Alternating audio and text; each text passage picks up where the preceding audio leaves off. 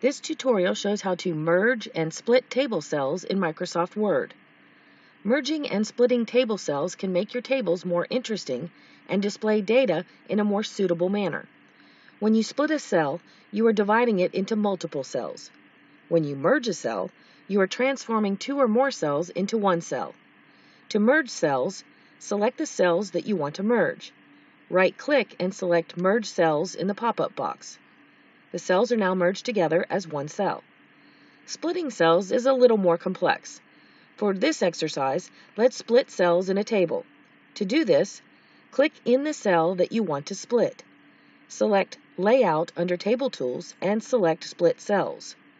In the Split Cells pop-up box, you can specify how many rows or columns to split. We'll select 2. Now you have 2 columns where there was only 1.